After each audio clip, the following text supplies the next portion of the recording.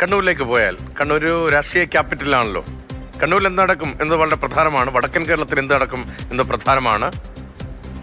നമുക്കൊപ്പം K P ശ്രീധരനാണ് തളിപ്പറമ്പിൽ നിന്നുള്ളത്. തളിപ്പറമ്പിൽ ഇത്തവണ വിസ്മയമുണ്ടായ മണ്ഡലം കൂടിയാണ്. തളിപ്പറമ്പിൽ CPM സംസ്ഥാന സെക്രട്ടറി മത്സരിച്ചില്ല, അതിനു പകരം ഭാര്യ മത്സരിക്കുന്നു. ആ രീതിയിലുള്ള വിവാദങ്ങൾ, അവിടെ നിന്നൊരു വിമത നീക്കം, ഒരു വിമതൻ മത്സരിക്കുന്നു. അപ്പോൾ തളിപ്പറമ്പിൽ വലിയ രാഷ്ട്രീയ കൗതുകമുണ്ട്. കെ പി ശ്രീധരൻ നമ്മൾ സംസാരിക്കുമ്പോൾ അപ്പോൾ തളിപ്പറമ്പ് ഇത്തവണയും തുടരുമോ?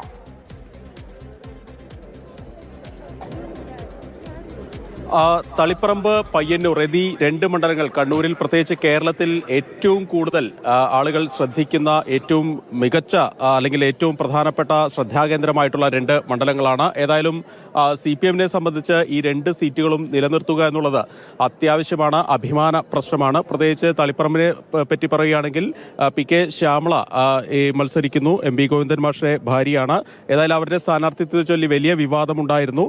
ആദ്യം എണ്ണിത്തുടങ്ങുക പരിയാരം പഞ്ചായത്തിലെ വോട്ടാണ്. കഴിഞ്ഞ തവണ 3734 വോട്ടുകൾക്ക് ഈ LDF ലീഡ് ചെയ്ത പഞ്ചായത്താണ്. ഇക്കുറി അത് 500ലേക്ക് LDF-ന്റെ ലീഡ് കുറയ്ക്കുമെന്നുള്ള ഒരു പ്രതീക്ഷയാണ് UDF പങ്കുവയ്ക്കുന്നത്. അപ്പോൾ പരിയാരം എണ്ണി തുടങ്ങുമ്പോൾ തന്നെ കൃത്യമായിട്ട് മനസ്സിലാക്കാനാകും തളിപ്പറമ്പിന്റെ ട്രെൻഡ് അത് എന്താണ് എന്നുള്ളത്.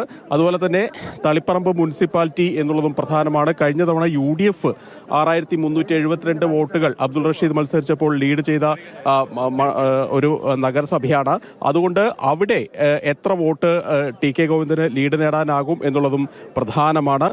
പയ്യന്നൂർ മണ്ഡലത്തിൽ നമുക്കറിയാം ഫണ്ട് വിവാദവുമൊക്കെയായി ബന്ധപ്പെട്ട് വലിയ തരത്തിൽ ഒരുപക്ഷെ കായികമായിട്ടുള്ള ആക്രമണങ്ങളിലേക്കൊക്കെ വരെ പോയ ഒരു പഞ്ചായത്ത്, ഒരു മണ്ഡലമാണ്. അവിടെ തന്നെ കരിവള്ളൂർ, കാങ്കോൽ, ആലപ്പടമ്പ്, അതായത് LDF-ന് മൃഗീയ ഭൂരിപക്ഷം എല്ലാ തവണയും കൊടുക്കുന്ന ഈ പഞ്ചായത്തിൽ ഈ മണ്ഡലത്തിൽ പയ്യന്നൂരിൽ ഏതെങ്കിലും തരത്തിലുള്ള മാറ്റങ്ങൾ ഉണ്ടാകുമോ എന്നുള്ളത് നിർണായകമായിട്ടുള്ള ഒരു കാര്യമാണ്. CPM-നെ സംബന്ധിച്ച് ഉൾപാർട്ടി പ്രശ്നങ്ങൾ യാതൊരു വിധത്തിൽ തങ്ങളെ ബാധിച്ചിട്ടില്ല എന്ന് തെളിയിക്കുന്നതിന് ഈ രണ്ട് മണ്ഡലങ്ങളിലെ തിരഞ്ഞെടുപ്പ് ഫലം നിർണായകമാണ്. ഒരുപക്ഷെ സംസ്ഥാന ഭരണത്തിൽ തന്നെ നേതാവ് ആറന്മുളയിലെ സ്ഥാനാർത്ഥി നമ്മളോട് സംസാരിക്കുമ്പോൾ പറഞ്ഞ വലിയ ആത്മവിശ്വാസം പറഞ്ഞൊരു കാര്യമുണ്ട്. ധർമ്മടത്ത് ആദ്യം ഒന്ന് അബ്ദുൾ റഷീദ് ലീഡ് ചെയ്യുമെന്നൊക്കെ പറഞ്ഞിരുന്നു. സാധ്യമാണോ അത് ധർമ്മടത്ത്?